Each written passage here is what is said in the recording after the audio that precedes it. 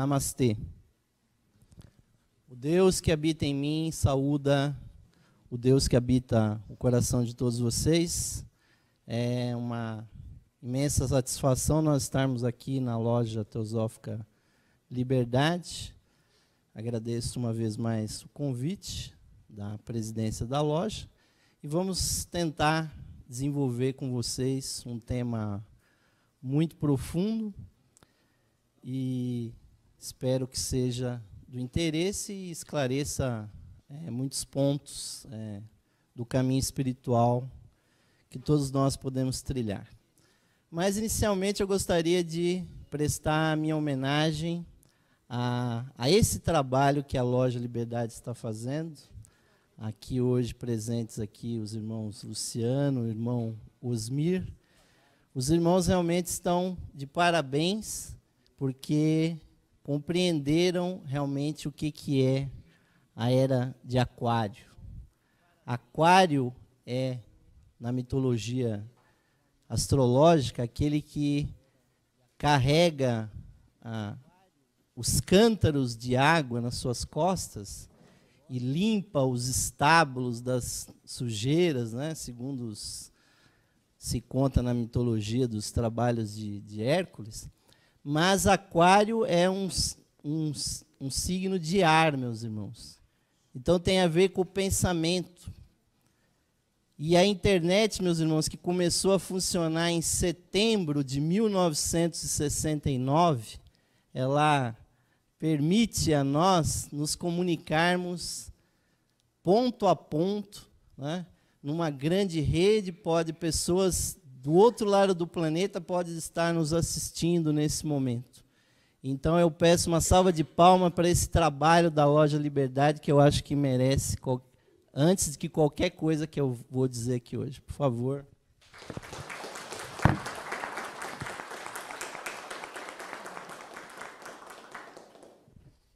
Porque nós sabemos, meus irmãos, que o trabalho teosófico é muito difícil.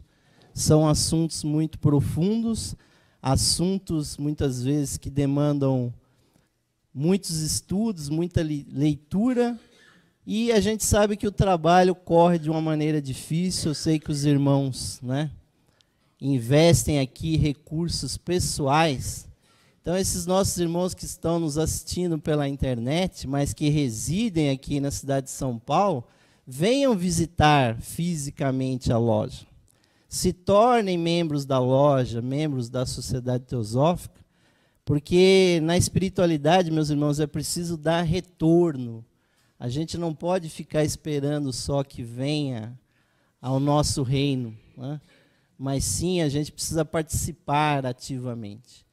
Então, falar de temas profundos, meus irmãos, para quem estuda pode até ser fácil, mas animar as pessoas lá do outro lado da telinha, como muitas vezes agora eu tenho feito, ficar lá jantando e ouvindo a palestra da Loja Liberdade, é muito interessante, mas esse trabalho aqui precisa de ajuda, precisa de recursos, então a gente precisa trabalhar. E, como sensibilização para esse assunto, meus irmãos, nós estamos vivendo aí um momento no nosso país que vocês bem sabem, né, qual é que é, né? Todas as pessoas do Brasil estão preocupadas com essa taça, né? E, na verdade, não só brasileiros, mas pessoas de 32 países estão preocupados se a sua seleção nacional vai ganhar a Copa do Mundo, né? Vamos ver que foto magnífica agora na abertura da Copa, né?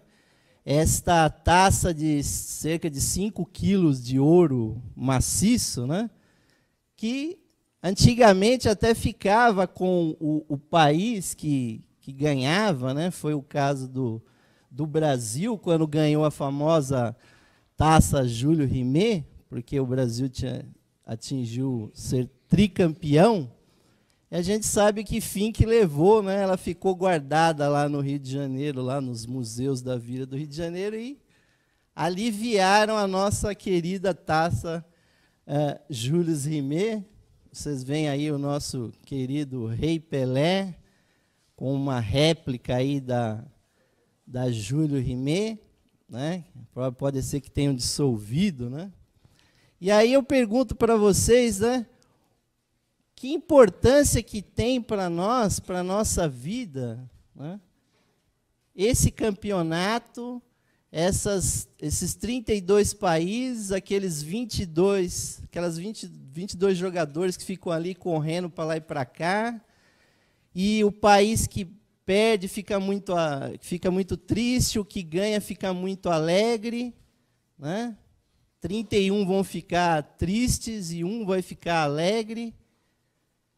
Isso, meus irmãos, tem um simbolismo aí, porque vejam só, é uma copa, é uma taça, né? Isso, meus irmãos, aí eu pergunto a vocês, né? Essa é até a bola oficial aí da Copa do Mundo da Rússia, né? Eu pergunto a vocês, no campeonato da vida de vocês, né, o que é ganhar a taça? O que é, meus irmãos, a vitória? Porque cada um de nós, meus irmãos, nós somos filhos do universo. Nós fomos emanados, né, pelo universo. Estamos aqui, meus irmãos, num campo muito parecido com esse do futebol, que simbolicamente os atletas ficam ali pelejando, né? E aí vocês podem ver o padre Osmar, que sou eu, né? Eu posso dizer para vocês, eu já ganhei a minha taça. Porque aqui, aos domingos, na instituição Pitágoras, eu levanto uma taça de ouro aqui, todos os domingos, né? A minha taça é exatamente esse cálice aí. Vocês podem ver aí, foi fotos do nosso querido Dom Marcelo, numa missa realizada lá no Centro Raja, em Itapecerica da Serra. Lá eu estou fazendo como os campeões lá da Copa do Mundo, erguendo a taça. Mas essa taça, meus irmãos, não é de um campeonato onde as pessoas ficam se chutando e correndo para lá e para cá. É a taça da evolução, é a taça do progresso que cada um de nós tem que fazer. E por isso, meus irmãos, que eu sugeriria ao nosso irmão, presidente da Loja Liberdade, vamos falar de teurgia, porque ela é a prática desse nome que a sociedade leva, que é teosofia, sociedade teosófica. Então, cada um de nós, um dia, vai ter que praticar esses conhecimentos. E, ao invés de ser um simbolismo de ganhar a Copa do Mundo, ao invés de ser o simbolismo do Santo Graal, que também era uma taça, ao invés de ser o simbolismo, né, mesmo o meu simbolismo aí como padre, como sacerdote, de celebrar a missa, mas cada um de nós é, meus irmãos, a taça. Cada um de nós é o graal. Nós precisamos derramar o vinho da espiritualidade aí. E a bola, meus irmãos, que lá no campo fica se empurrando para lá e para cá, o Brasil hoje quase que não conseguiu, lá só no segundo tempo, depois que acabou o tempo. A bola, meus irmãos, está aqui dentro do nosso coração. É a nossa chispa divina que a gente empurra para lá e para cá. No futebol existe uma meta, né? Que a palavra goal, em inglês, quer dizer meta. Então, a nossa chispa divina, meus irmãos, tem que ter uma meta. A meta é a espiritualização. E aí nós podemos nos volver para o universo. O universo é tão grande, meus irmãos, é tão fantástico. Só na nossa galáxia, Via Láctea, existem cerca de, pelos últimos cálculos, né, que estão sempre sendo atualizados para cima, né, são de 200 a 400 bilhões de estrelas.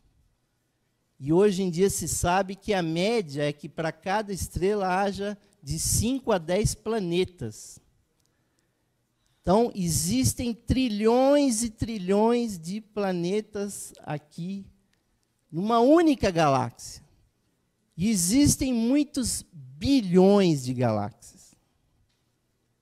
Então, a nossa existência aqui, meus irmãos, é ínfima. Qualquer deslocamento que nós façamos nesse planeta não significa nada. A gente pode girar o planeta de avião, ficar indo para lá e para cá, ir na Lua, voltar, ir em Marte. Perante o universo, isso não significa nada. Mas hoje o ser humano quer voltar para aqueles lugares onde nós já estivemos.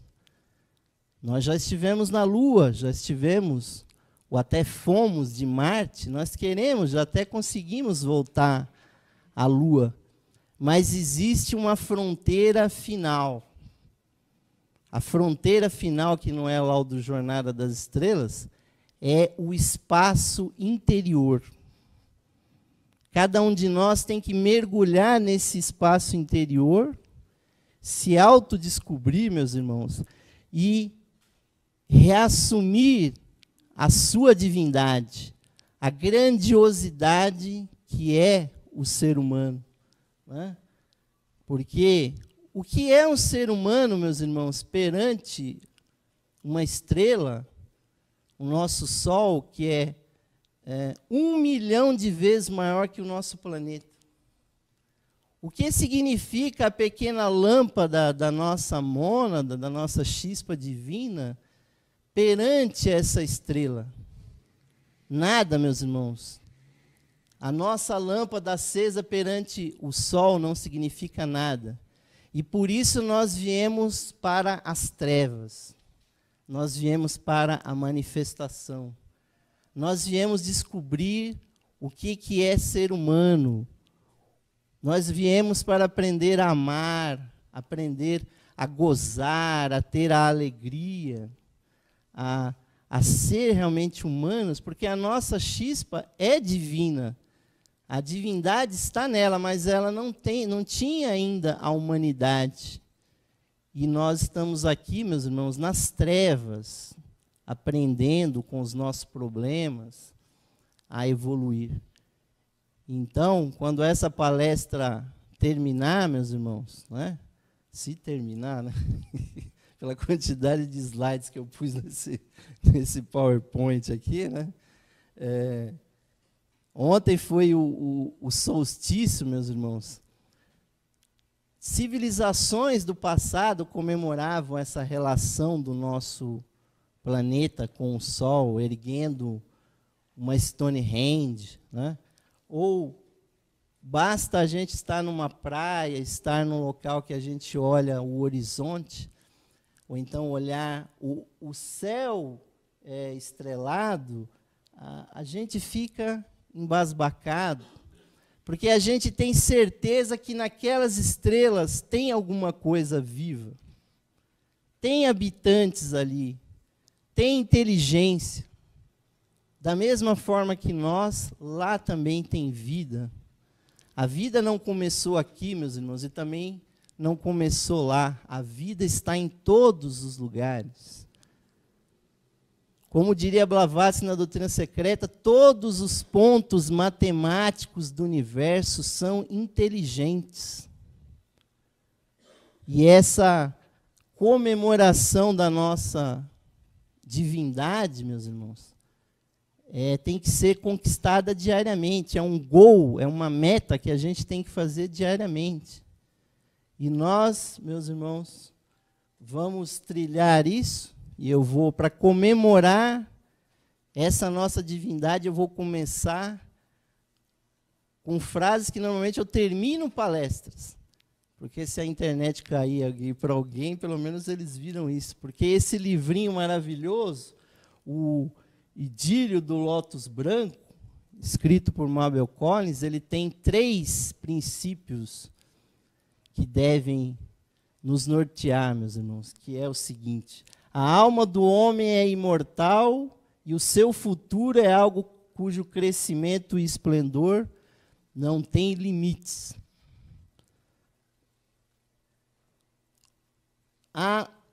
O princípio que dá a vida mora em nós e fora de nós.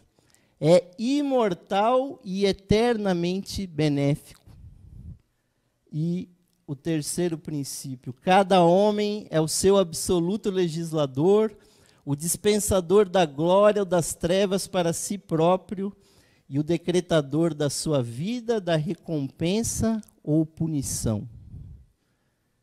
Então, esses três princípios, meus irmãos, abrem o universo para que a gente rompa essa casca fechada da nossa aura e a gente sonhe estar no universo. Não voando com uma astronave, meus irmãos, mas sim ampliando a nossa consciência, ganhando o espaço interior. Então, espaços como esse, como a instituição Pitágoras, meus irmãos, como uma loja teosófica, existem para isso, para fornecer informações, nos conectar a amigos que vão sonhar isso conosco, que vão nos permitir atingir isso como realidade. E o mais importante, ninguém está nos prejudicando ou nos favorecendo, somos nós mesmos que somos o decretador ou da luz ou das trevas. A lei do karma, da compensação, da causa e do efeito, ela nos traz exatamente o que nós merecemos. Não imaginem que qualquer coisa que aconteça na vida de vocês foi provocada por outras pessoas. Nós é que estamos semeando isso. E é nesse sentido, meus irmãos, que nós vamos falar de teurgia. Teurgia, que é o outro lado da teosofia. E eu vou citar mais algumas coisas aqui para botar a nossa bola lá em cima, citando aqui Jesus, que é uma personalidade da espiritualidade, muito conhecida, mas muitas pessoas não atentam exatamente para o que ele disse. Como, por exemplo, e nós vemos também no Velho Testamento, há passagens que falam exatamente dessa nossa divindade. Como, por exemplo, aqui no Velho Testamento, e nos Salmos, nos diz: vós sois deuses e todos vós sois filhos do Altíssimo. Vejam bem, vós sois deuses. E quando Jesus esteve na terra, que os judeus o queriam destruir de todas as formas, ele replicava: se a lei, ou seja, lá o Velho Testamento, chama de deuses aqueles a quem a palavra de Deus foi dirigida, como acusais de blasfemo aquele a quem o Pai santificou e enviou ao mundo? Ou seja, se o Velho Testamento já diz que nós somos deuses, isso, meus irmãos, nos dá o que? A própria filiação divina. E aí ele complementa dizendo: em verdade vos digo que aquele que crê em mim também fará as obras que eu faço e as fará maiores do que estas. Ou seja, que aquele que assumir a sua divindade poderá fazer milagres, prodígios, maiores que Jesus fez. Passados 2000 anos, eu pergunto: quem fez milagres maiores que Jesus? Alguém pode até ter passado assim muito longe, assim, um São Francisco, né, que foi eleito, inclusive, a personalidade do primeiro milênio, né? Mas quem chegou perto de Jesus? Mas ele colocou lá nas suas promessas: nós podemos fazer prodígios maiores do que ele. Aí, meus irmãos, nós temos o campo para estudar a prática da teosofia. Porque muitas pessoas que vêm aqui na Sociedade Teosófica falam, a teosofia são os teóricos, né? Aliás, quando a Sociedade Teosófica começou, né, nos Estados Unidos, depois na Europa, em Londres, os teosofistas eram chamados de os espíritas de casaca, né? Que ele ainda usava aquelas becas maravilhosas, né? O senhor Leadbeater, inclusive, dizia que ele não tinha dinheiro para comprar uma casaca. Ele pegava um relógio de ouro que ele tinha, penhorava, alugava uma casaca, aí ele ia na Sociedade Teosófica, assistia a palestra, voltava para casa, devolvia a casaca alugada e ia lá recuperar o relógio. Então, isso, meus irmãos, nos coloca o quê? Que nós não podemos ficar nessa posição de teóricos. E quem estuda realmente teosofia sabe que teosofia é uma coisa extremamente prática. Não é só teórico. Então, já que eu sou padre e já fiz a propaganda do Jesus aqui, né, já posso avançar para termos mais abstrusos. Vamos aqui para a nossa querida Blavatsky. Na doutrina secreta, meus irmãos, ela fala de uma coisa muito importante, que é a tríplice evolução.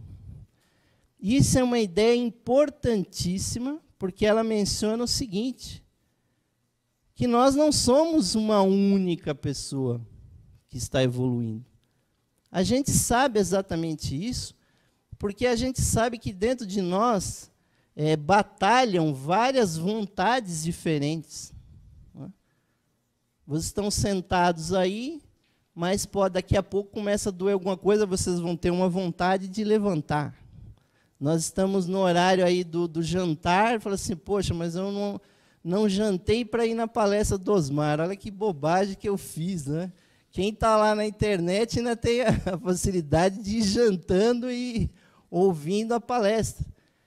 Mas esse eu aí que está preocupado com a poltrona, o eu que está preocupado com o jantar, não é o eu que está interessado na palestra. E também não é o eu divino, meus irmãos, que há em vocês.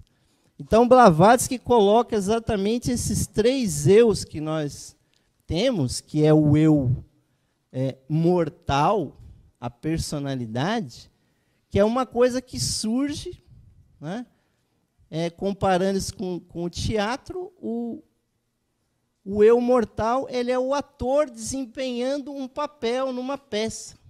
A peça é a nossa vida. Mas há um eu imortal, que é a nossa alma. Então, apesar do nosso corpo desaparecer periodicamente, a nossa alma, que tem imortalidade, ela permanece. Então, a alma é como se fosse o diretor das peças. Então, ele faz uma peça, a peça não dá bilheteria, ele vai, fecha as portas, depois, daqui a pouco, ele abre outra. E aquele personagem que desempenha aquele papel somos nós. Nessa vida, um é homem, o outro é mulher, o outro está em dúvida se é homem ou se é mulher, né? Escolhe um outro sexo, faz isso, faz aquilo, né? Numa vida a pessoa envereda pelo lado do bem, na outra ele vai para o lado do mal, numa vida ele fica neutro, na outra ele é de esquerda, na outra ele é de direita. Blavatsky menciona que a gente bate dessa forma, meus irmãos, em 777 encarnações. Sendo que as primeiras 700 é só fazendo bobagem, né? Matando, roubando, estuprando, né? Se pervertendo, porque a gente não sabe o que é certo e errado. Né? E nós temos, inclusive, que ter muita compaixão por esses irmãos que são almas jovens e que pecam, porque são almas que não têm experiência. Né? Você coloca uma mala com 500 mil, o cara pega e sai correndo, porque é uma alma jovem, ele não sabe que roubar é errado ainda. Não aprendeu. Tem gente que, se achar a mala dos 500 mil, vai procurar cadê o dono dessa mala. Né? Porque isso não é meu. A alma já tem experiência. As pessoas que cometem desatinos na vida delas, mas não é porque elas têm um vazio interior, então elas veem o erro, elas têm uma atração magnética pelo erro, assim como as moscas são atraídas pela luz. Elas vão e trombam com a luz e morrem eletrocutadas ou morrem lá tentando entrar dentro da luz. Porque a nossa alma, meus irmãos, através dessas 777 encarnações, ela se aperfeiçoa, ela chega até a civilização, né? Mas dentro de nós há um ser eterno, é aquele mesmo princípio que foi falado por Jesus ou por Mabel Collins, né? É a nossa filiação divina. Nós não somos filhos de Deus, inclusive, nós somos emanados por Ele, nós somos da própria natureza deles. Daqui a pouco, quando a gente chegar nos neoplatônicos, a gente vai poder discutir isso. Então, vamos entrar, né? Depois de todos esses prolegômenos aí, vamos entrar realmente nas questões teúrgicas. Primeiro, conceitos, né, meus irmãos? Teosofia é Theos e Sofia, né? Theos, o divino, Sofia, a sabedoria divina. Agora, a teurgia, que era considerada pelos teosofistas ecléticos como uma prática, ela é Theos, o divino, mas ergon, trabalho. Então, teurgia é o trabalho divino. É aquilo que você faz com a teoria da teosofia. Ou seja, ambas são mancas sem a outra. Teosofia sem teurgia é algo vazio. E teurgia sem teosofia também. Há muitas pessoas que dizem assim, essas pessoas que estudam muito, elas não são nada na espiritualidade, são apenas teóricos. Então, vamos sair fazendo, vamos montar um centro aí de alguma coisa, aí, invocar algum espírito, aí, fazer coisas assim, as mais absurdas. Nós vamos ver aí que acontece isso. Mas esse trabalho divino, que também há outros conceitos, por exemplo, daí também, na própria teurgia, há conceitos como a liturgia, o trabalho público. Ou seja, na teurgia, há trabalhos que podem ser feitos em público. Não precisa ser uma coisa esotérica, fechada. É como o trabalho da igreja, ele acontece em público. Ele também pode ser em privativo, como a maçonaria, que é feita em privativo. E temos a taumaturgia, ou seja, a capacidade de fazer prodígios. Que os verdadeiros teurgos, eles fazem milagres, eles fazem coisas estranhas acontecerem, às vezes desproporcionais, né? Blavatsky era uma teurga excepcional, ela cansou de dar exemplos de que tinha poderes psíquicos. Mas o fato é que a pessoa que não partilha desses poderes, o único efeito de você ficar fazendo demonstrações é que a pessoa quer cada vez mais demonstrações. Vira um circo, né? Blavatsky fazia materializações, inclusive muitas delas estão lá na própria Sociedade Teosófica, né? Na Índia, como por exemplo, um dia ela estava em Londres, iam fazer um piquenique, e falou, mas não tem o jogo de louças. Aí ela falou, não, espera um momentinho, daqui a pouco ela voltou, né? Quem foi em Adyar aí deve ter visto essas louças lá expostas lá em Adyar, né? E aí ela volta com um jogo de louça, só que tinha uma xícara assim meio desproporcional, que parecia quase um pinico, assim, de tão grande assim, né? E aí fala, mas essa xícara aí está um pouquinho grande, né? Falou, não, é porque eu fiz agora, ela tinha materializado naquele momento. Só que aí as pessoas falam assim, então faz mais um truque aí para a gente. E o ocultismo não é para fazer truque, meus irmãos. Jesus, por exemplo, também que fazia curas, fazia, né, exorcismos, ele não fazia isso toda hora. Na hora que ele realmente se sentia com o Espírito Santo nele, e que era necessário é que ele fazia. Então, tudo isso faz parte da teurgia, meus irmãos. E isso era assunto dos nossos queridos neoplatônicos. Aqueles teósofos, teosofistas dos primeiros séculos, né?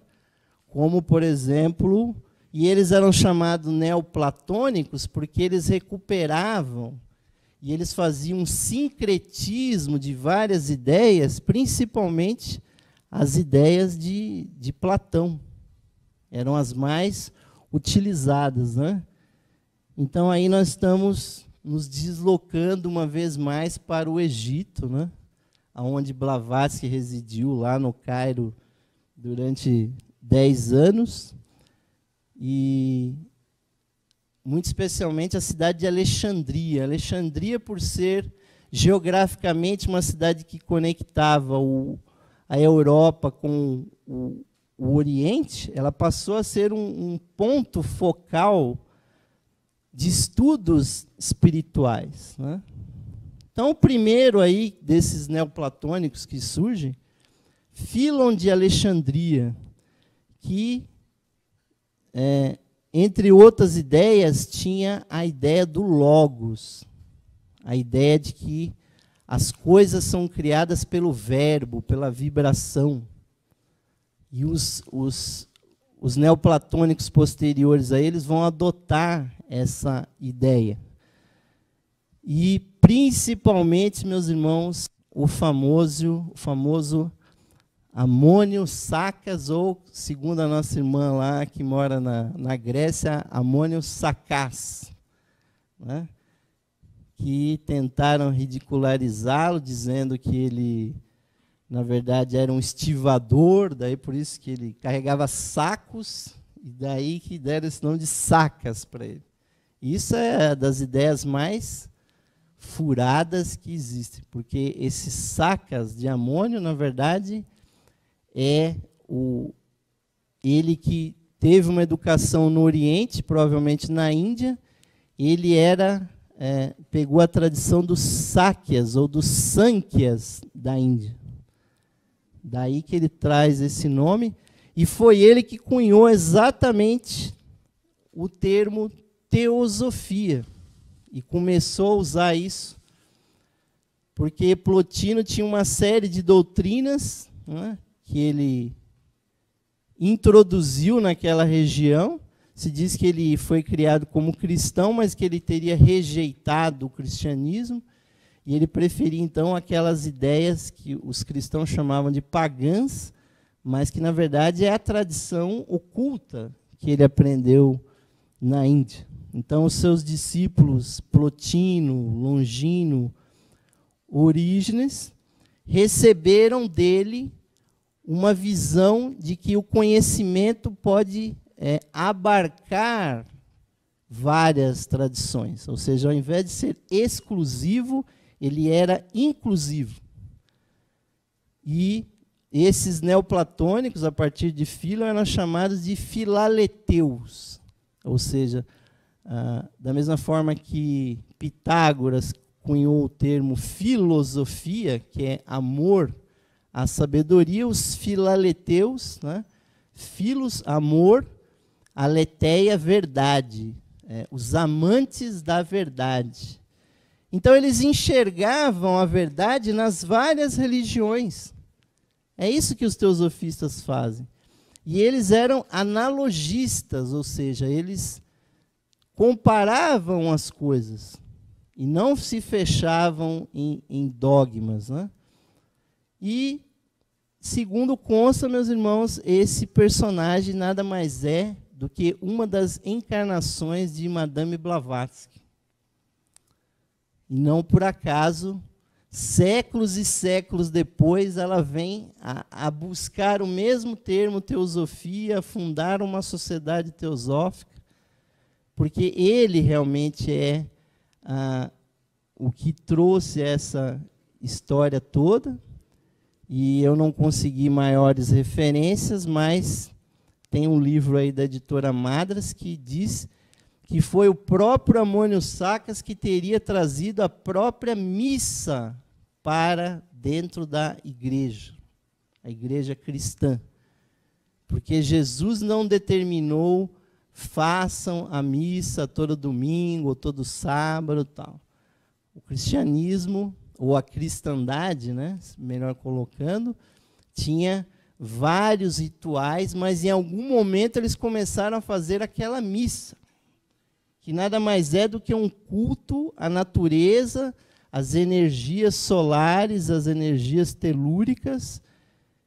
Então, Amônio Saccas seria provavelmente aquele que reintroduz a missa na tradição religiosa daqueles que eram perseguidos, porque os cristãos não eram mainstream naquela época, eles eram, na verdade, os excluídos, mas eles foram desenvolvendo um corpo de prática e de teoria até que eles transformaram a religião oficial de Roma, né? Mas progredindo aqui, depois vem Plotino, que era discípulo de Amônio Saccas, ou Saccas.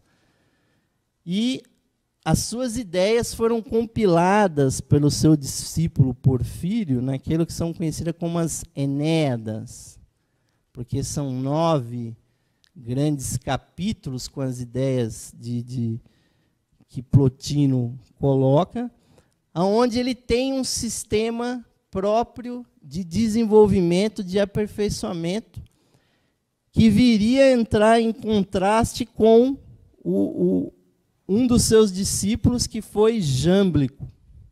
Vocês podem ver que é Fílon, primeiro século, depois Amônio Saccas, segundo, terceiro século, e Jâmblico é terceiro e quarto século. E aí Jâmblico que era o verdadeiro defensor da teurgia.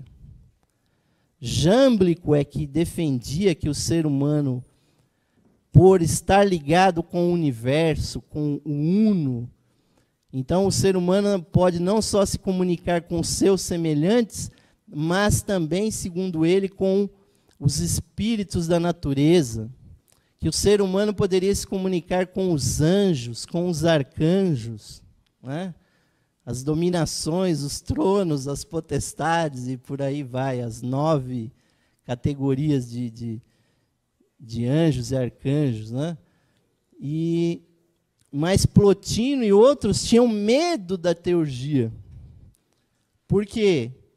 Entre outras ideias, e essas ideias precisam ser recuperadas, e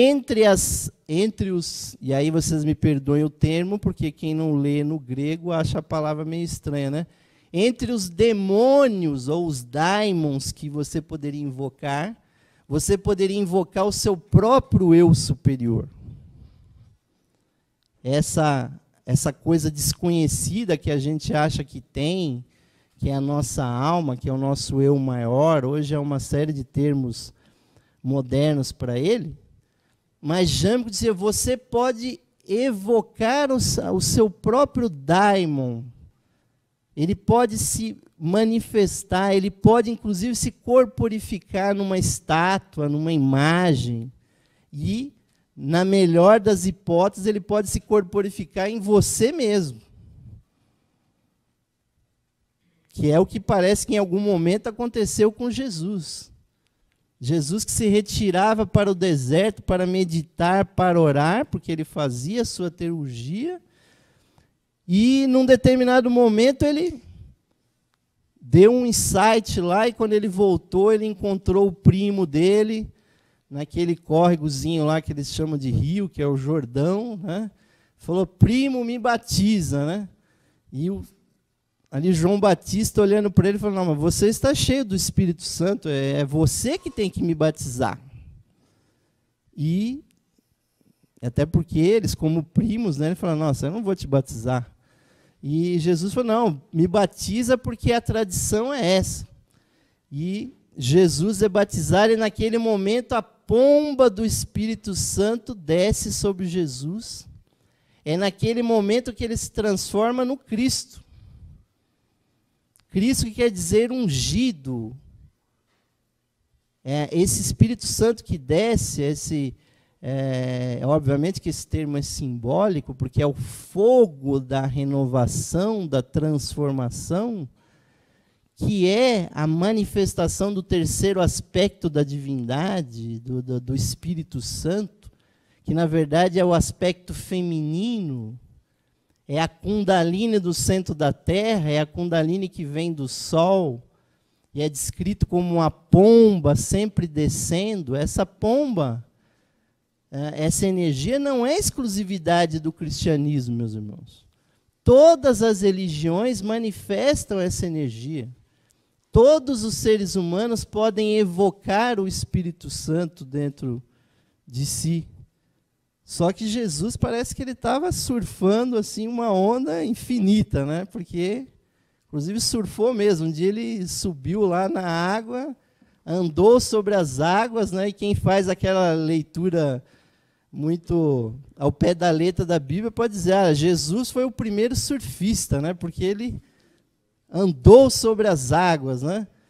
E não é, obviamente, andar sobre as águas, meus irmãos, quer dizer uma outra coisa, quer dizer ir além das emoções, é se transfigurar como ele se transfigurou. Ficou como uma luz brilhante que tinha uma luz tão forte que as pessoas se cegavam com a luz dele. E apareciam junto dele personagens históricos como Moisés, que já tinha desencarnado há muitos séculos.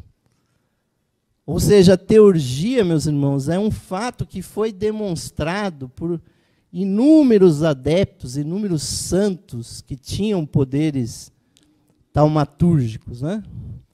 Então, essa, digamos assim, oposição, né? Voltamos a uma coisa meio futebolística aí, né? Plotino versus Jesus.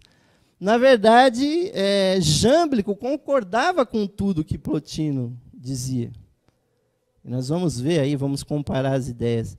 E no final, ele até convenceu Plotino que a tal da teurgia não era tão perigosa assim, se fossem seguidos os preceitos que têm que ser seguidos, que nós vamos ver aí quais são, né?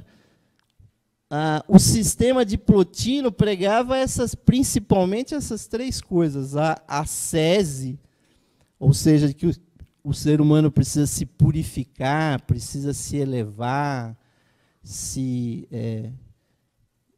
desincompatibilizar das emoções inferiores, do mau comportamento, né? E atingir a contemplação, ou seja, que esse esvaziamento da ascese provoca a descida do Uno, a descida de Deus até o ser humano, até que ele atinja o êxtase.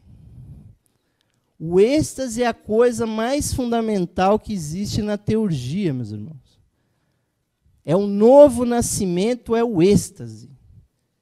E não é aquela bolinha que eles vendem aí por aí em determinadas baladas. Aí é a verdadeira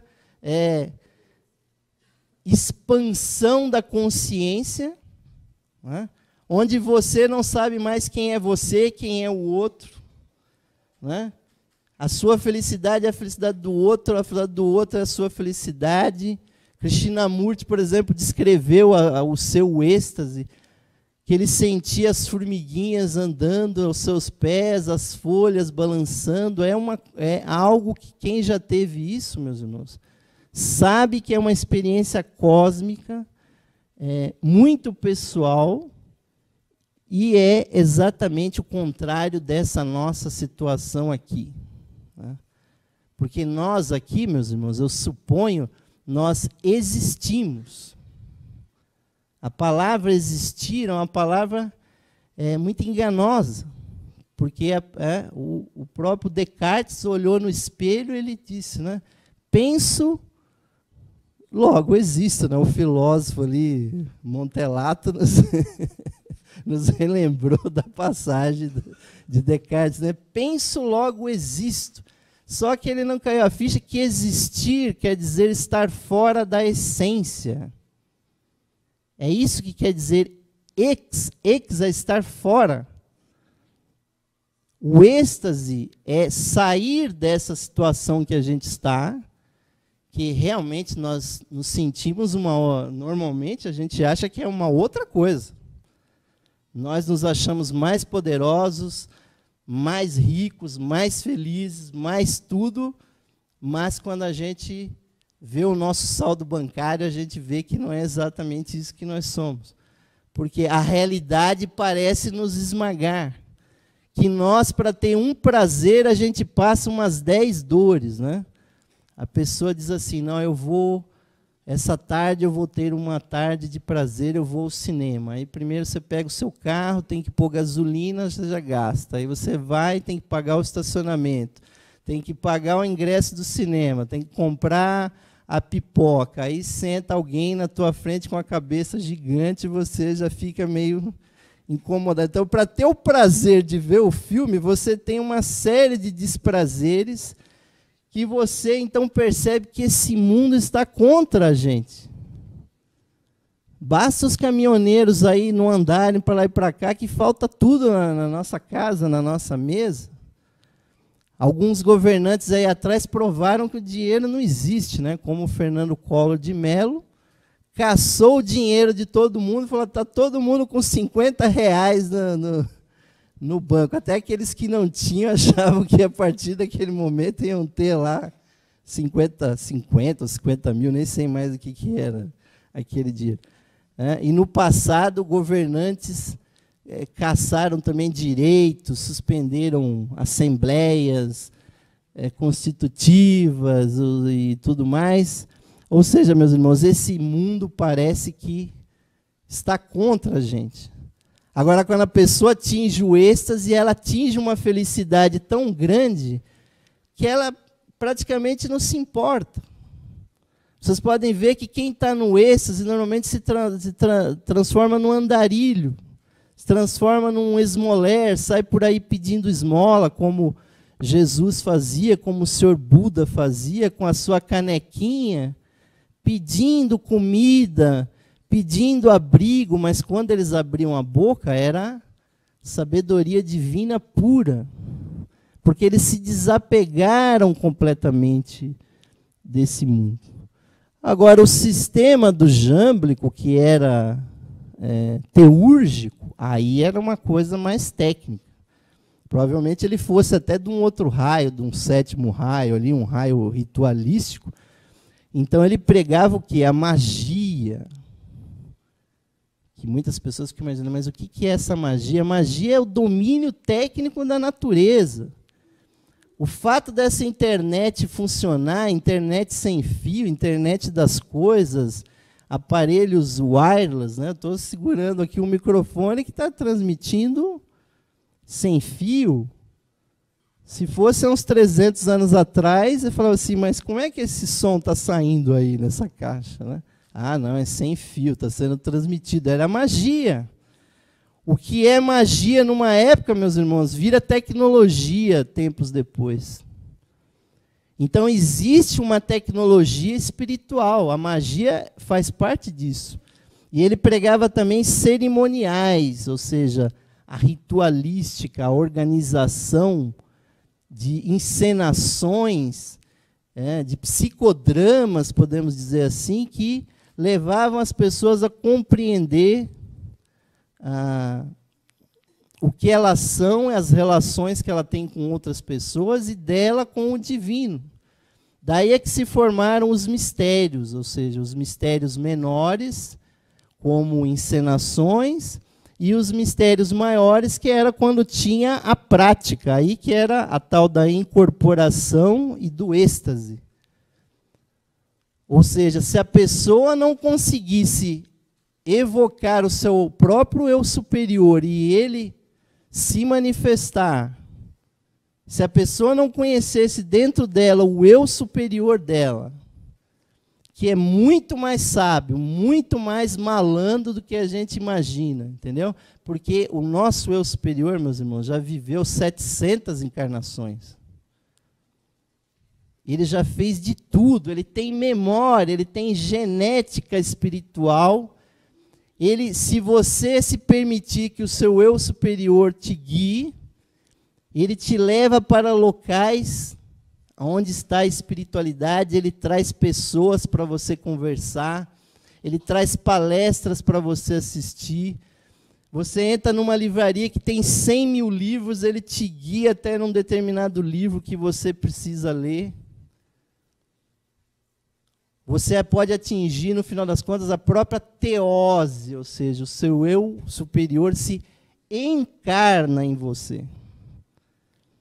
Então, Jesus, quando estava naquela fase, que parece um surto psicótico que ele estava, na verdade, ele estava com o seu eu superior, o seu mestre também se encarnando naquele corpo ali.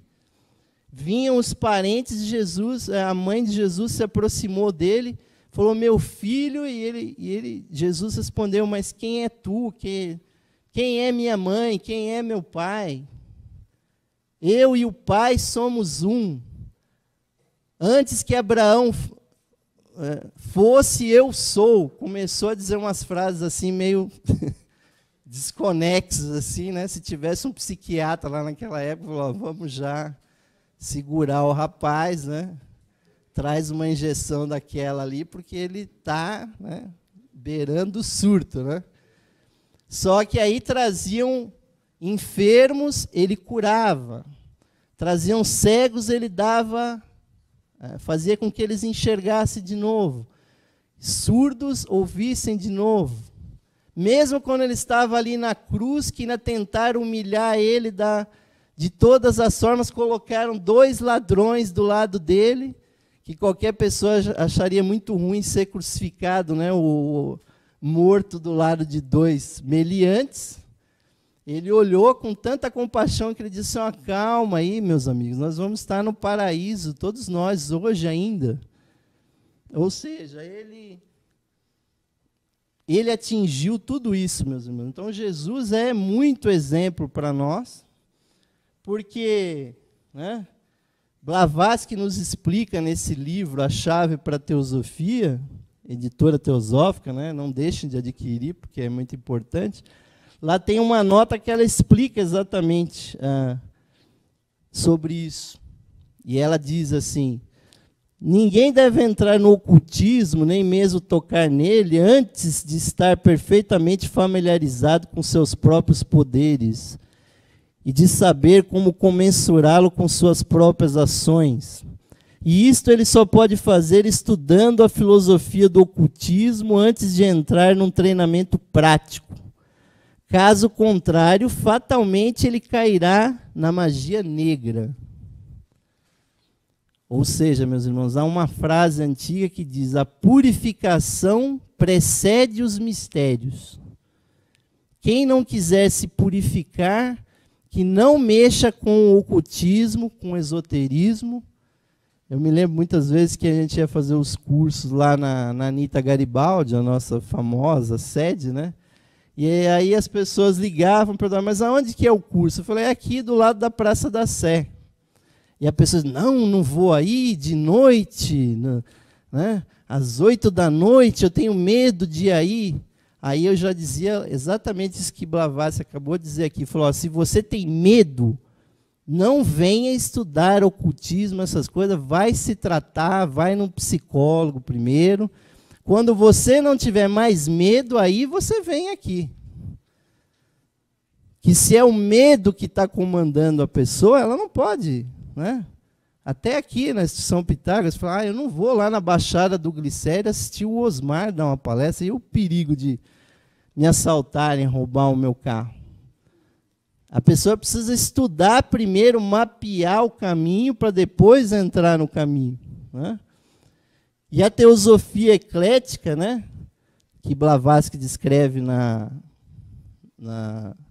chave para a teosofia, tinha 3 pressupostos. A crença em uma essência infinita ou divindade absoluta, incompreensível e suprema, que é a raiz de toda a natureza e de tudo que existe, visível ou invisível. E esse uno, meus irmãos, que eles falam, não é Deus. Deus, para os estudos esotéricos, é uma agência positiva, criadora, não é o absoluto que os neoplatônicos ou os teosofistas mencionam. Deus é alguma coisa muito mais objetiva, e quem realmente estuda isso descobre que Deus existe aonde? No nosso sistema solar, é a consciência criativa, é aquilo que os hindus chamam de Brahma, né?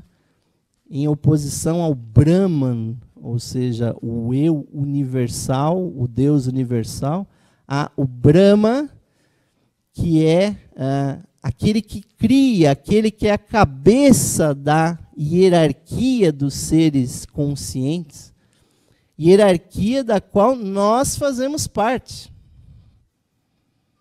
Então, se a gente pega os livros sagrados, o Velho Testamento, a primeira frase já está com erro de tradução. Quando diz lá, no princípio criou Deus o céu e a terra. A palavra que está lá para Deus, meus irmãos, que é Elohim, é plural, é os deuses. No princípio, os deuses criaram o céu e a terra.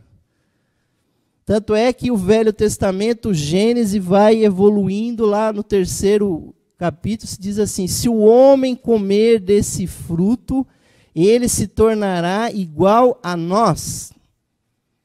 Até os crentes que tentam dar uma voltinha ali naquele texto, eu já até perguntei, conversei muito já com o pessoal protestante, eu pergunto, mas quem que é esse nós aqui? Aí diz, não, aí já é Deus e Jesus, né? Eles já estavam lá, beleza, então deixa para lá, deixa quieto aí essa interpretação. Que são os Elohims, é óbvio que a palavra Deus tem esse S no final, é plural, meus irmãos. Então, Deus é a cabeça do quê? Da hierarquia da igreja universal.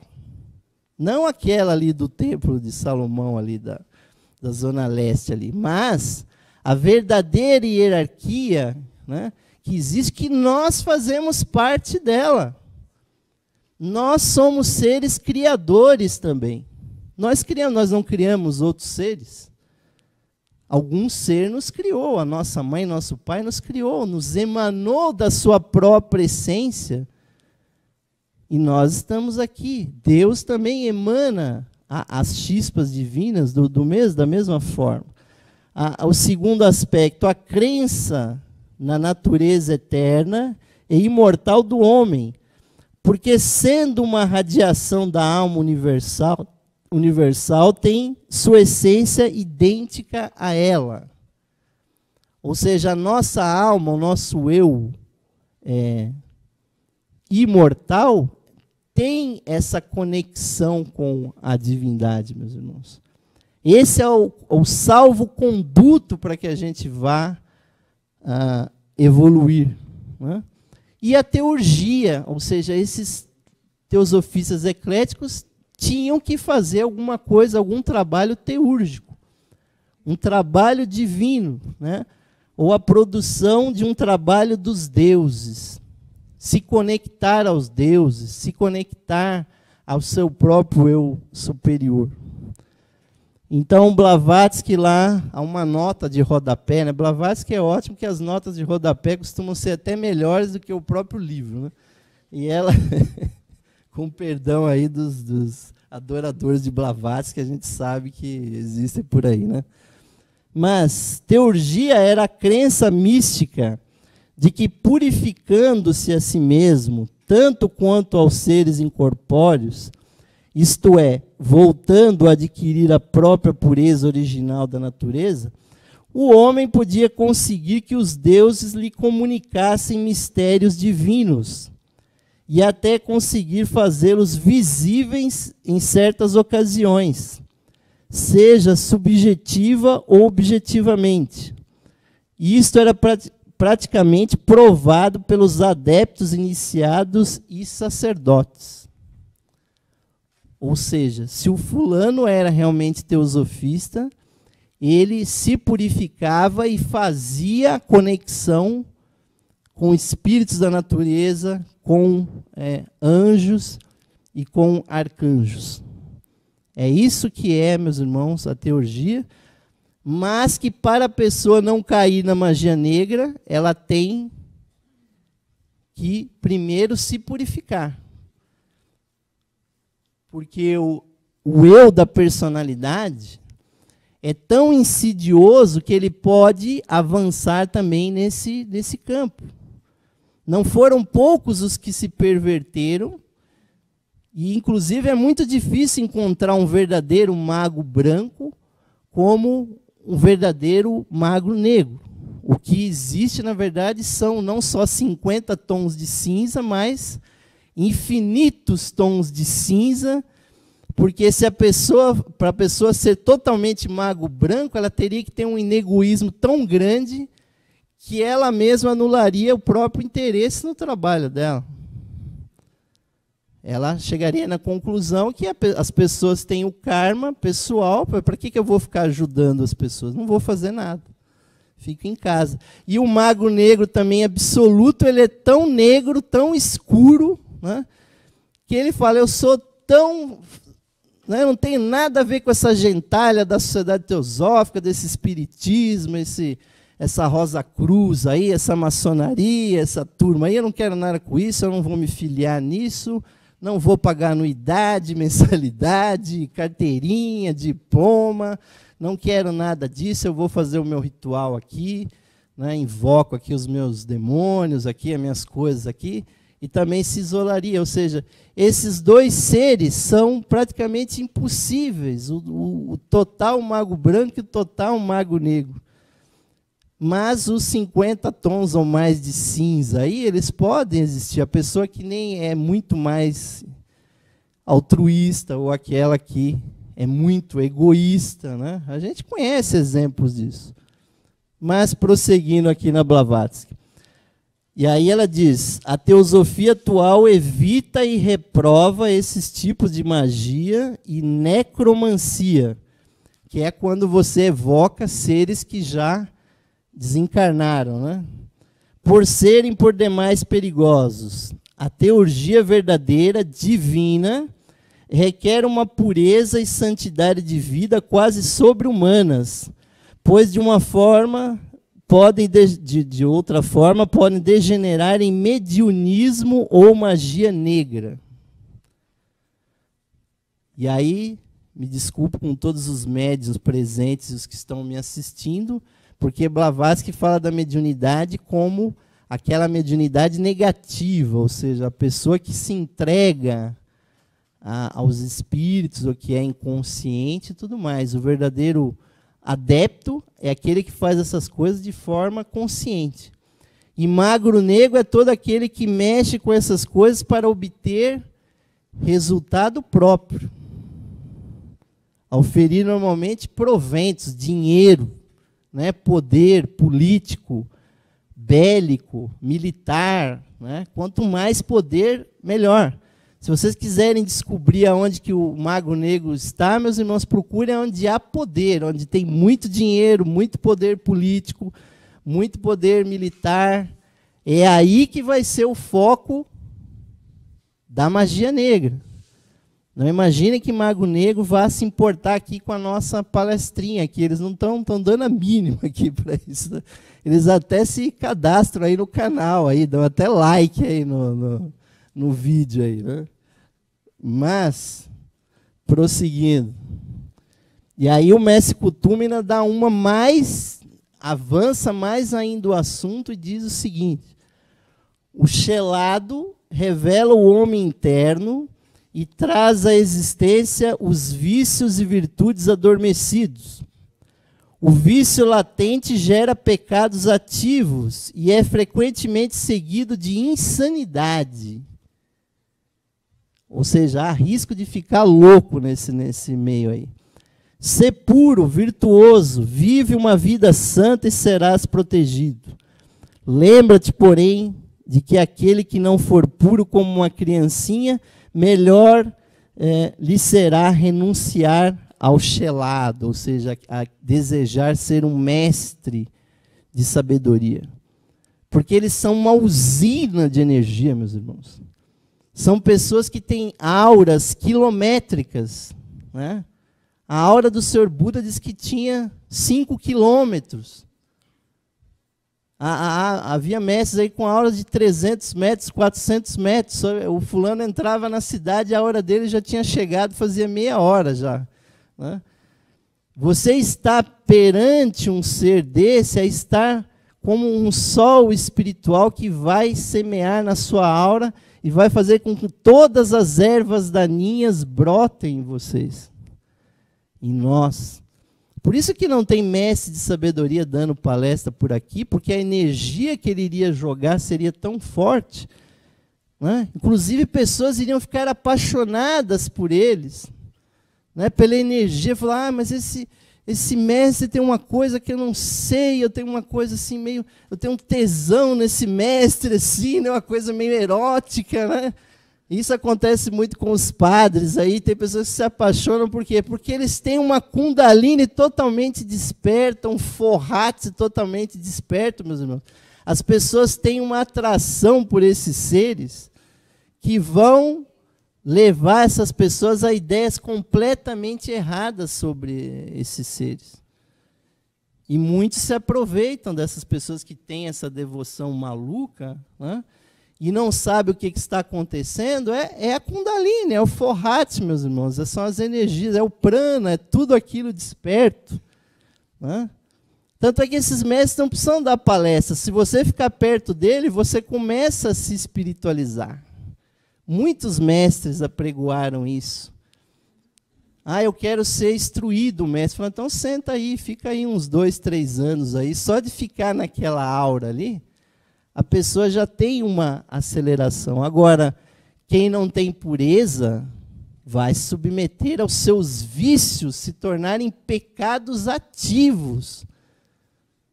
Além do cara ser ruim, ele ainda vai sair por aí matando, roubando e fazendo tudo quanto é coisa de errado.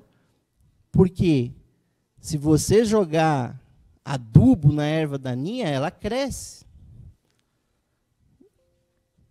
Então, meus irmãos, a Blavatsky termina aqui. Os discípulos próximos de Ammônio Saccas, os chamados teodidactos, ou seja, os ensinados por Deus, como Plotino e seus discípulos, Porfírio, eles reprovaram a teurgia no início, mas posteriormente reconciliaram-se com ela, graças a Jâmblico, que escreveu uma obra com esse objetivo, intitulada De Mysteris, sob o nome de seu próprio mestre, um famoso sacerdote egípcio chamado Abamon.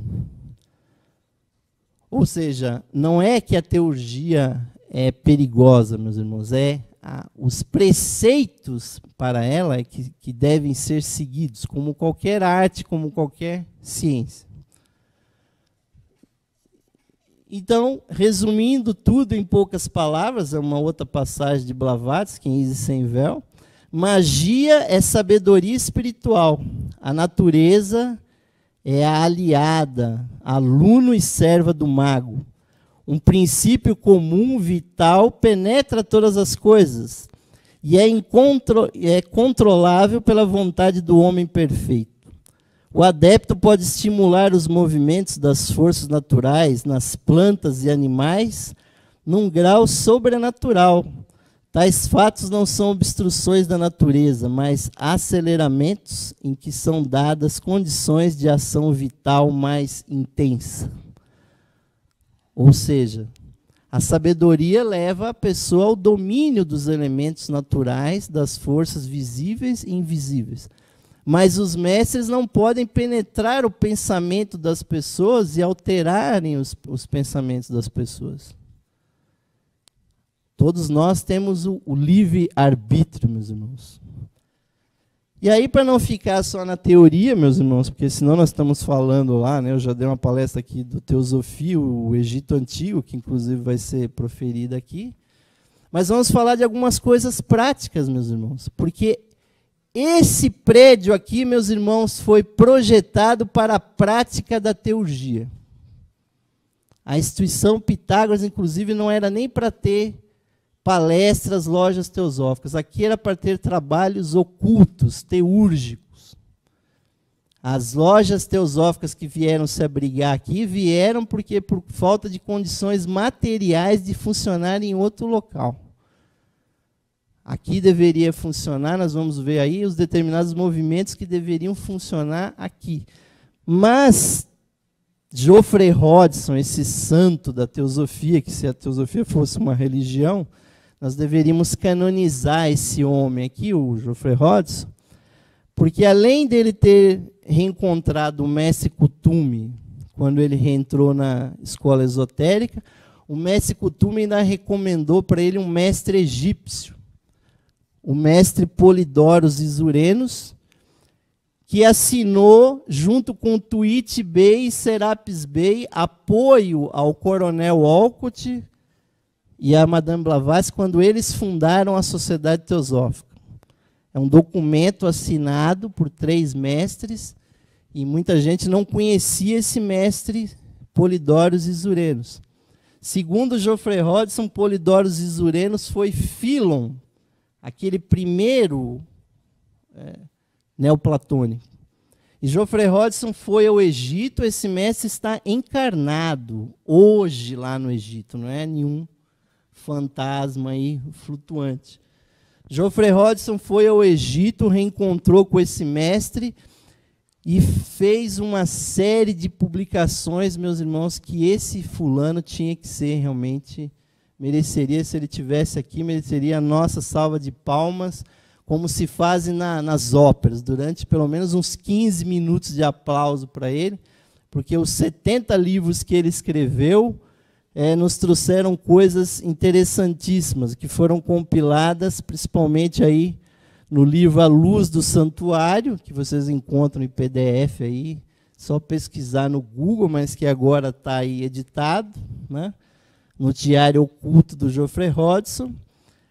E aí tem um livro dele que não foi publicado ainda em português, chamado A Ciência da Clarividência, ou The Science of Seership.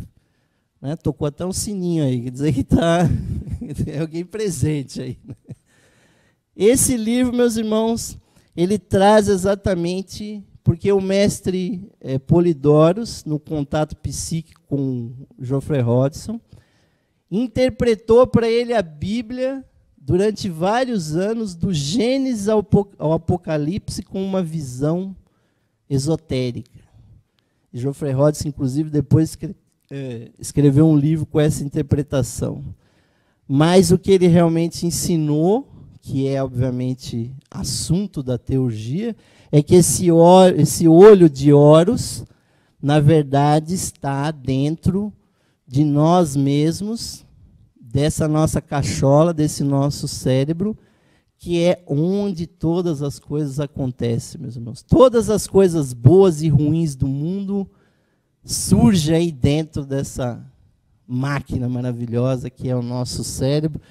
E se vocês olharem lá as glândulas ali que estão ali, né, bem ali desenhadas, elas são exatamente o olho de Horus, né, ou o olho de Ra, está aqui porque a teurgia ativa esses centros e a pessoa começa, então, né, aí isso é do texto em inglês, me perdoe porque eu não tive condições de traduzir isso.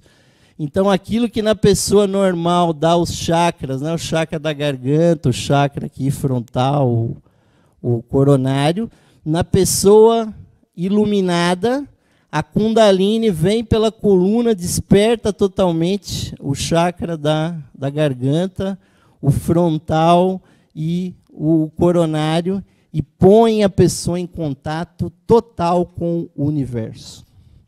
E é por isso que tem que haver purificação, porque se a pessoa tiver umas ideias erradas aí dentro dessa cachola, as ideias erradas vão ficar mais malucas ainda, né? Isso eu gostaria muito de ficar interpretando para vocês a Bíblia com essa perspectiva aí, mas o fato é que nós não temos tempo.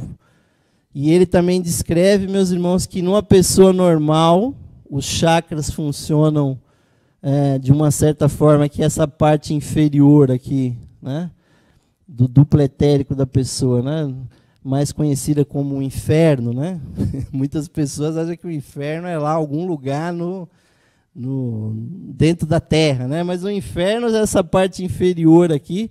Na pessoa evoluída, ela diminui um pouco aqui a sua atividade, principalmente do chakra básico, mas em compensação, aqueles chakras, principalmente da cabeça, eles despertam totalmente. Tem até uma cobrinha saindo aqui, ó. E vejam bem, quer dizer que aquela cobra dos egípcios é uma coisa que realmente existe, né? E isso, meus irmãos, é que é o teurgo, ou seja, a pessoa que se conecta com todos os planos. Nós somos um ovo de galinha que está gestando um pintinho lá dentro, nós estamos fechados na nossa aura. Essa pessoa aqui se conectou com vibrações as mais diversas, né? Então, além de tudo isso, além de ser clarividente, além de fazer essas pesquisas, Geoffrey Hodgson entrou em contato com certos anjos. Um anjo, inclusive, praticamente o adotou, que ele chamava esse anjo de Betesda, e se comunicava no plano mental com Geoffrey Hodgson. Aí ele começou essa moda de falar dos anjos com esse livro chamado O Reino dos Deuses. Está aí o Geoffrey Hodgson com a sua esposa Sandra Hodgson. E aí tem um outro livro que não tem em português, chamado Clairvoyant Investigations, né? Investigações Clarividentes. E aqui está uma foto de Geoffrey Hodgson com 93 anos de idade, né? Isso é a prova que o teosofista ele não morre, né? Ele vai simplesmente enferrujando assim, aos pouquinhos, né? Muito devagar, porque provavelmente o cérebro está tão assim acelerado. Porque Geoffrey Hodgson, meus irmãos, não morreu, ele foi embora. Quando ele tinha lá os seus 96 anos, numa bela manhã ele avisou a sua esposa: hoje eu vou entrar em meditação e eu não vou voltar. Assim é que foi a passagem de Geoffrey Hodgson, também com 96 anos, né? Ele realmente foi embora. Isso é coisa que só os lamas do budismo tibetano e outras pessoas que fazem isso. Porque ele também recebeu uma yoga que vocês podem ver que ele tinha o elixir da juventude, né? E nesses livros de Geoffrey Hodgson há a descrição dos espíritos da natureza. Toda planta, toda forma natural tem espíritos, que são aqueles que, inclusive, conduzem as energias para dentro dessas plantas. Há espíritos da natureza, como do fogo, as salamandras, né? Há devas também, anjos do fogo, da Kundalini, que, obviamente, se alguém vai se meter a fazer uma teurgia com esses seres, se a pessoa não tiver uma pureza e chamar um anjo da Kundalini, essa pessoa vai ter um desejo sexual, vai ter um apetite tão forte que, né, tem que fazer como Salomão, um harém com 1000 mulheres ou daí para frente, porque não é brincadeira mexer com esse tipo de energia, não recomendo, e porque não é fácil cuidar de 1000 mulheres. Cuidar de uma já é difícil, imagina de 1000, né? E aí, espíritos da natureza como os silfos. O silfo é o espírito da natureza que o sacerdote coloca na criança durante o batismo, é o nosso anjo da guarda. É um tipo de... Existe uma miríade de espíritos da natureza. Como os anjos da natureza, né, que parecem, tem muitas características das árvores, das plantas, né? É toda uma pesquisa que vocês devem procurar, meus irmãos. Isso tudo anjos do mar, né? O anjo do amor, né? Um deva do amor, né? Que só se manifesta quando há genuíno amor no ambiente, né?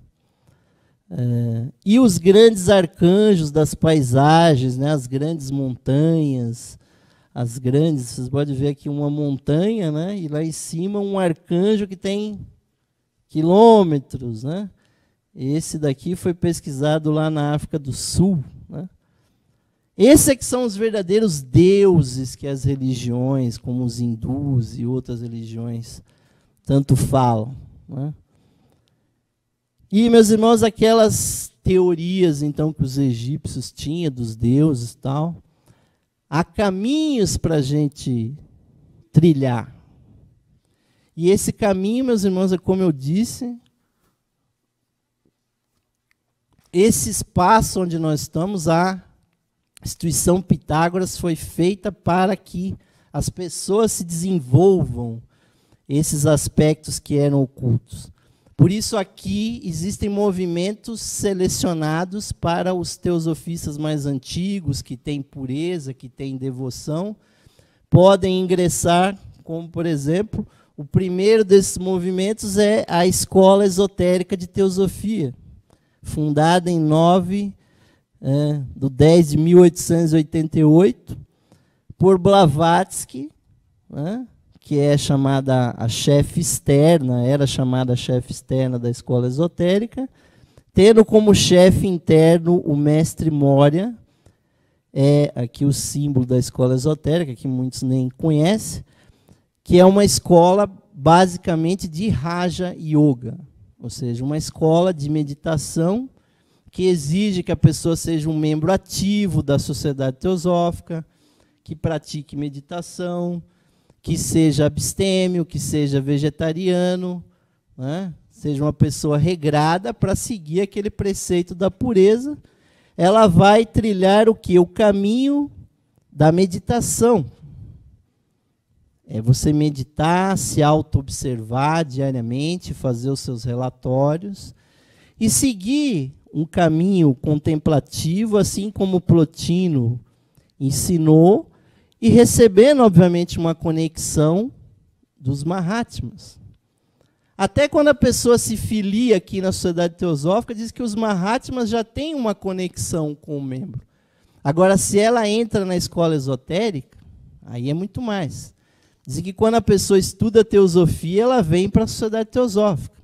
Agora, quando você começa a acreditar na teosofia, aí você entra na escola esotérica.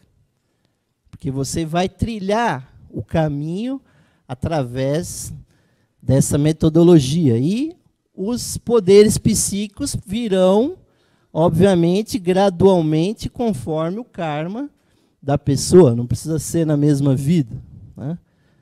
O mais importante é a pessoa desenvolver uma coisa que os indianos chamam de antakarana, né? E a minha esposa cunhou, se vocês estudarem esse termo, o antakarana é a ligação entre o eu mortal e o eu imortal. A minha esposa cunhou o termo que nós precisamos desentupir o antakarana. Vejam só que quando o cara é teosofista, ele começa a raciocinar em sânscrito, né? Pois se o antakarana é um canal, meus irmãos, que está fechado, nós precisamos abrir esse canal para atingir conexões maiores e fazer aquela teurgia que é a conexão com o nosso eu superior. Mas de uma maneira progressiva.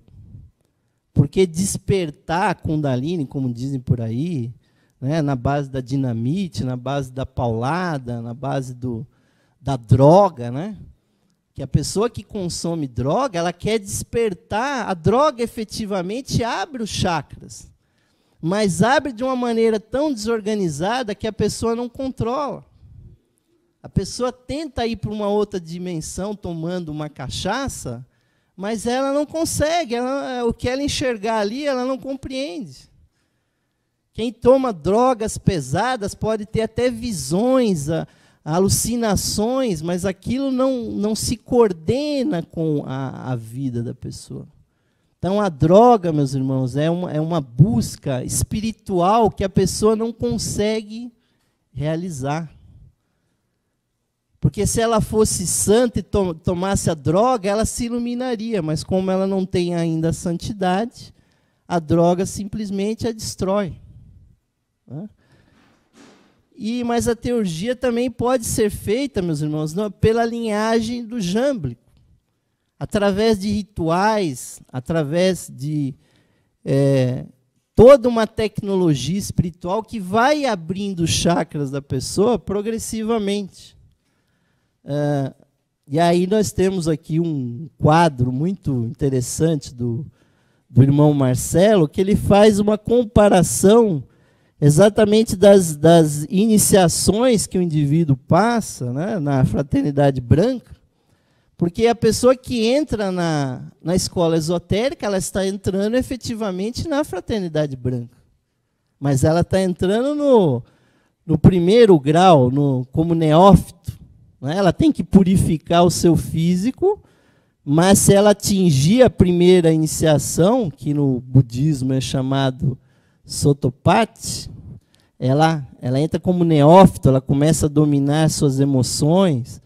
Depois ela vai subindo até que ela se torne, né, depois de 7 encarnações, se ela for aceita realmente como discípulo, ela atinge o grau de Arhat, ou seja, aquele que não volta mais, só volta se quiser. E depois dizem que a pessoa se autoconcede a 5ª iniciação, que é a iniciação à seca, ela passa a ser um adepto. Ou seja, adepto quer dizer aquele que obteve, que conseguiu o sucesso nesse caminho. E outras maneiras de trilhar os caminhos. Caminhos que existem aqui, nesse prédio. Não é lá no Antigo Egito, não é lá num templo lá perdido, lá em algum lugar aí do Brasil, não. É aqui e agora, meus irmãos. A maçonaria, que é um outro mestre. Se a escola esotérica é o mestre Moria, nós temos a maçonaria, nós temos aí nossos queridos, a Annie Besant e o Leadbeater, ambos graus 33 da maçonaria, que trabalham na linha do mestre Saint-Germain. Então, quem não tem ainda aquela condição de atingir aquela pureza, por exemplo, a pessoa não pode ser vegetariana, por N motivos. Então, ela não pode entrar na escola esotérica, mas ela pode entrar na maçonaria. E pode seguir os graus da maçonaria. E aí eu recomendo para vocês que vocês leiam os livros do Leadbeater, A Vida Oculta na Maçonaria e A Pequena História da Maçonaria, onde Leadbeater faz toda uma introdução ao que esse caminho maçônico representa. Né? E recomendo também o nosso querido Joaquim Gervásio de Figueiredo, que é o fundador aqui da instituição Pitágoras, que tem ali, inclusive, uma plaquinha, Auditório Joaquim Gervásio de Figueiredo, ele que tem publicado esse livro, Dicionário de Maçonaria. Esse aqui é, meus irmãos, o grande filântropo, o grande idealizador desse espaço aqui, que nós também fazemos essa pequena homenagem a ele, porque ele batalhou muito para que isso aqui acontecesse. Então, na maçonaria, meus irmãos, também a pessoa vivencia graus maçônicos, né, que vão do 1º até o 33º grau, que também vão despertando os planos astral, mental, intuicional da pessoa. Né?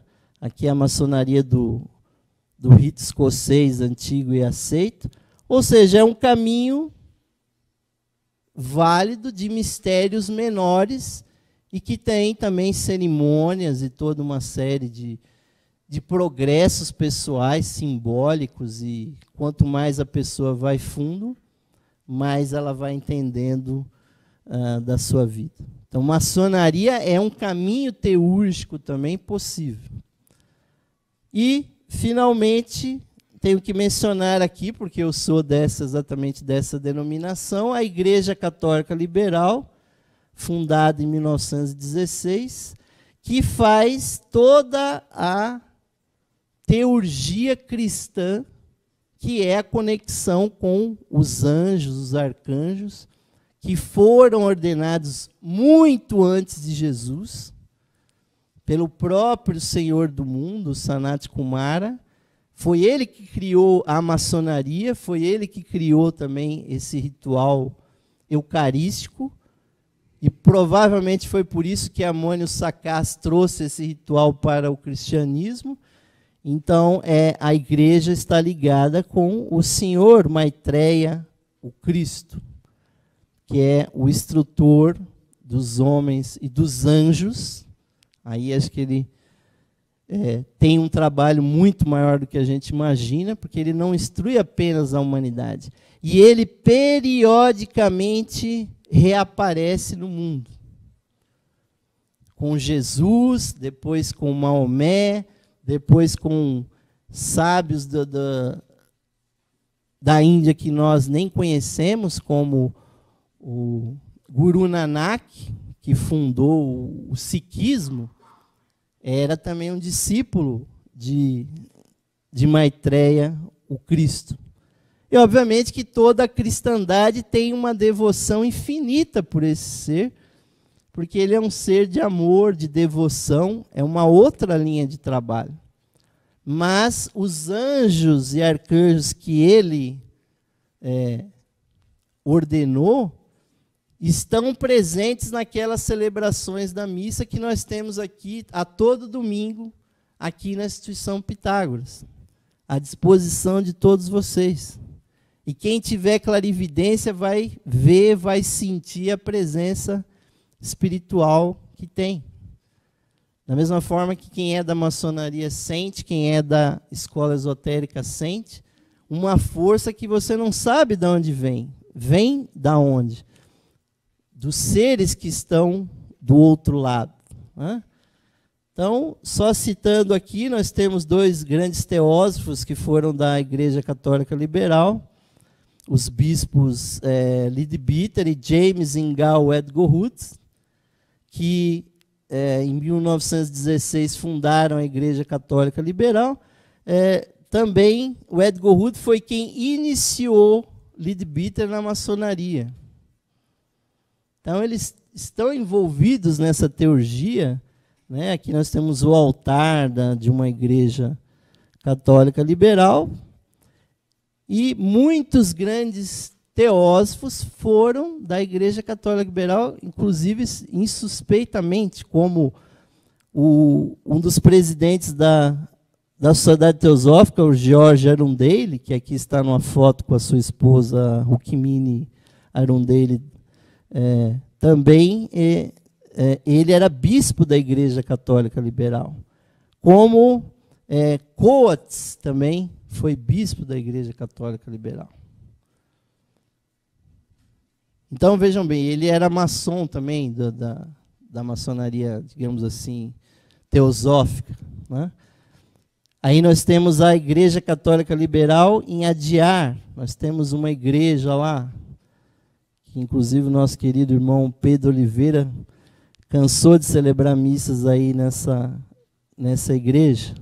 E temos aqui no Centro Raja, em Itapecerica da Serra, né? Vocês podem até me ver aqui nessa foto, sou o mais feio de todos aqui, sou eu, né? Tem pessoas aí, mas isso aqui foi no dia da sagração do nosso querido irmão Marcelo Rezende e do nosso irmão bispo também, Ricardo Lindemann. Estiveram aqui no Brasil bispos da Argentina, né, e também padres e outros sacerdotes aqui da Argentina, que vieram nesse congraçamento. Isso foi em 1998, né? Não, é isso. Não, 2008. 2008 que foi isso, foi em novembro de 2008. E isso continua, meus irmãos. Nós temos uma igreja lá, vejam bem, um encontro da Igreja Católica Liberal, aí ocorrido há cerca de 1 ano atrás, lá na igreja. É um trabalho devocional, onde o amor a Deus, o amor à humanidade se manifesta com aquela liturgia que é a missa, que é a principal liturgia cristã. Então, esses 3 trabalhos teúrgicos estão abertos para vocês aqui, desde que vocês se purifiquem e ingressem realmente nesse trabalho, meus irmãos. E o nosso bispo Marcelo celebra casamentos, nós fazemos batismos, inclusive aqui nesse próprio salão. Vocês podem ver que ocasião auspiciosa, eu e o irmão Ismael batizamos uma quádruplos, né? Que o nosso irmão aí conseguiu essa proeza de ter 4 filhos, né? Então foi um trabalhão danado, né, Ismael? Fazer esse batismo de 4 crianças, né?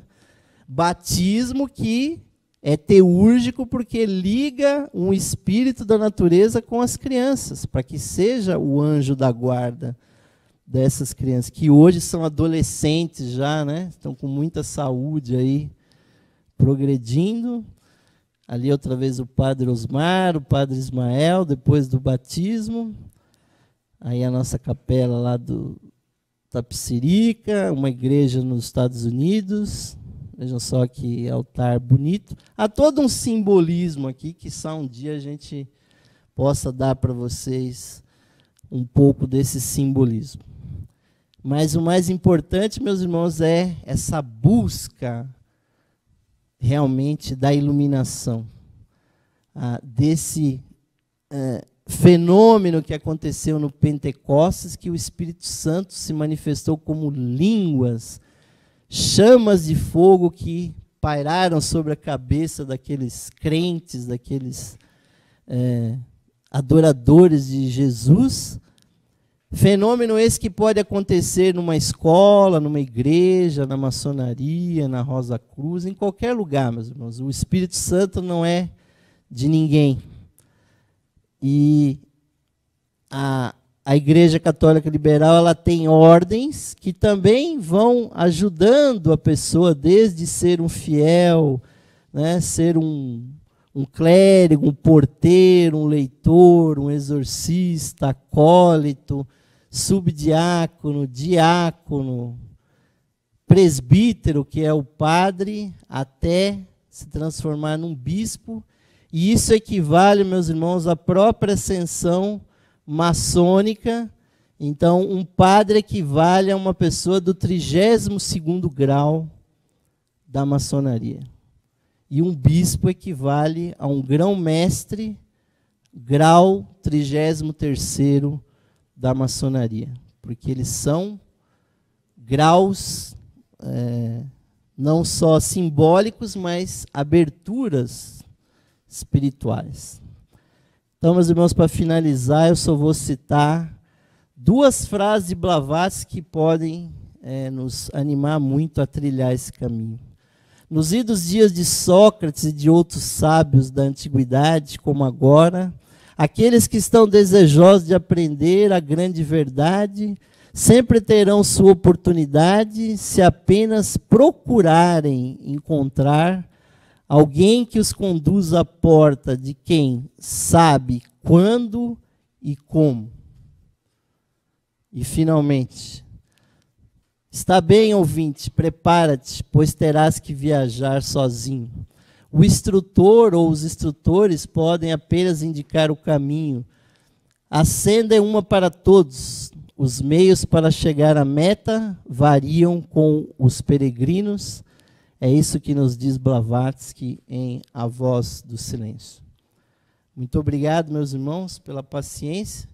Que Deus abençoe a todos vocês nessa caminhada, que eu sei que está em muitos pontos diferentes, mas que nós, juntos, que nós possamos trilhar esse caminho magnífico que é a busca da perfeição e da iluminação. Muito obrigado.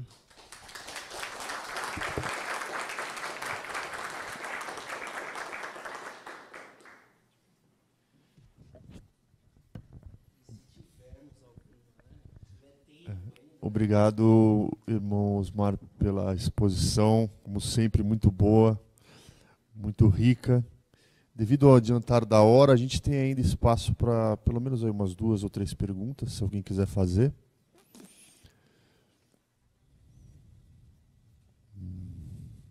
Nenhuma pergunta? Então tá ótimo. Então, Osmar, muito obrigado novamente, viu?